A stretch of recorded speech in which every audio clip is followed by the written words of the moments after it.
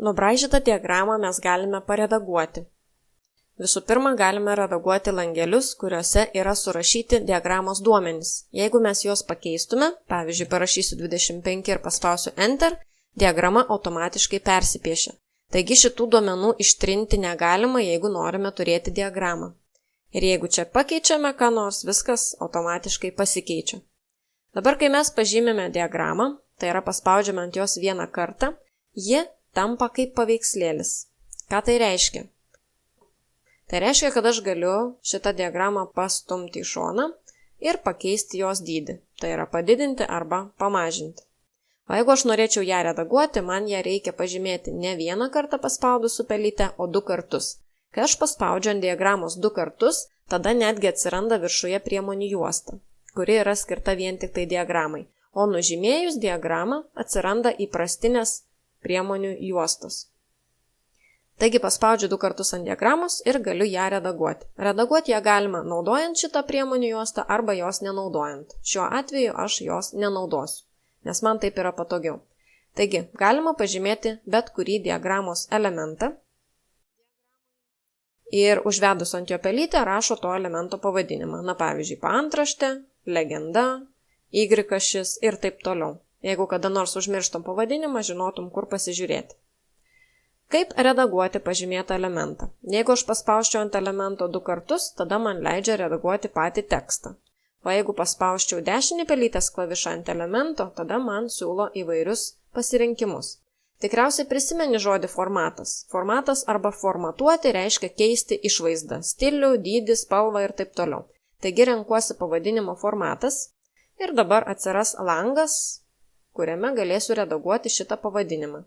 Pavyzdžiui, man įdomu yra šriftas ir štai čia yra šriftų sąrašas, stilių sąrašas, dydžių sąrašas ir taip toliau. Ir čia rodo, kaip atrodys mano pavadinimas.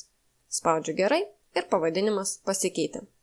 Jeigu noriu perspalvinti kokį nors stulpelį, spaudžiu ant jo 2 kartus ir tada pasirenku sritį ir spalvinu, kokią tik noriu spalvą.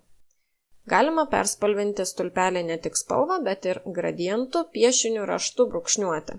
Tik su piešiniu yra šiek tiek keistokai galbūt, kai pripranti, tai viskas normalu. Kai pasirenku paveiksliuką, paspaudžiu gerai, tada nusispalvina ne visas stulpelis. Tam, kad nusispalvintų visas stulpelis, mes turime pasirinkti paveikslėlio savybėse, kad jis būtų sutalpintas į visą stulpelį. Tai pasirenku paveiksliuką, spaudžiu gerai. Ir štai nusispalvino man visas stulpelis. Dabar šitoje diagramoje mums dar kai ko trūksta. Trūksta labai svarbaus dalyko. Kai žmonės mato diagramas, jie paprastai nemato šitos lentelės, iš kurios diagrama buvo padaryta. Jie mato tik šitą diagramą. Taigi dabar yra nelabai aišku, kiek čia mokinių rinkosi šituos atsakymus. Na, pavyzdžiui, ar čia tikrai 14, o gal 15 čia yra? O šičia gal 4, o gal 5? O čia, ar 8, ar 9, ar 10, nelabai aišku, yra sunku suprasti. Kad būtų lengviau suprasti, mes turėtumėm įsiterpti skaičius virš kiekvieno stulpelio. Kaip tai padaryti?